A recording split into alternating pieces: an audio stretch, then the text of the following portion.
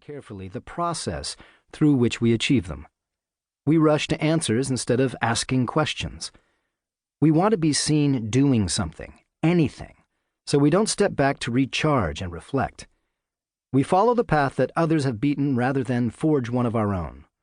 We look to fix irrelevant weaknesses instead of playing to our strengths.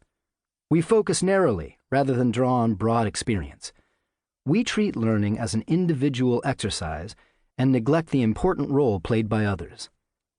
That's why I've written Never Stop Learning, to help you learn how to learn. It presents a framework for staying relevant in a world of continual change.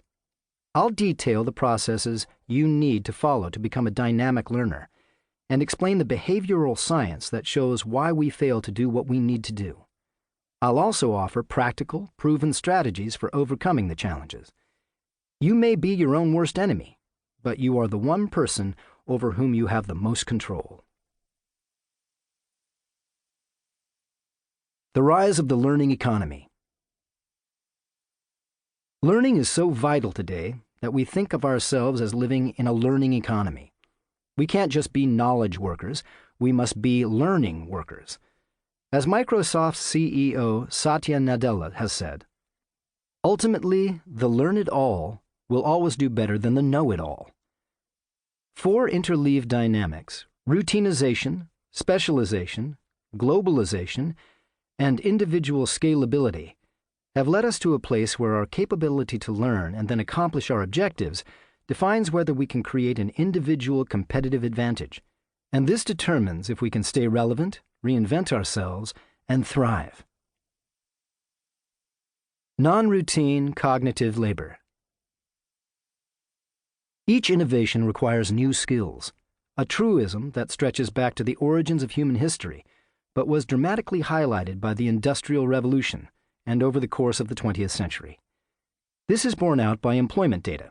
For example, in 1910, the U.S. workforce was 32% agricultural, down from 65% in 1850, and in 2015, it was 2% agricultural. Manufacturing employment peaked in 1953 at a total of 30% of the workforce. The second half of the 20th century saw a steady decline. By 2015, manufacturing jobs accounted for less than 10% of the total workforce. The percentages look different in other parts of the world, but the dramatic shifts of workers between industries are similar. Part of the story is that U.S. agricultural and manufacturing jobs moved to parts of the world where labor costs were lower. In the 1800s, the United States offered cheap and willing labor, so manufacturing grew. But from the 1950s on, countries such as Japan, Taiwan, and China offered lower labor costs and captured more of the manufacturing jobs. The dominant driver of the change in employment was actually productivity improvement, resulting from routinization. For example, U.S. agricultural production more than doubled from 1948 to 2011, even as the amount of land used and the manual labor required plummeted. Improvements in seeds, fertilizer, farming techniques, and technology drove the change. Farmers developed better techniques and gave more attention to managing the farming process than to simply following the same approaches to tending fields. The same is true of manufacturing. Many decry the flight of jobs from the United States in the 21st century, as companies have gone looking for cheaper labor. But according to one estimate, from 2000 to 2010, only 13% of manufacturing job losses were due to foreign trade, that is, jobs moving to another country, whereas 87% were due to productivity increases, that is, less need for labor.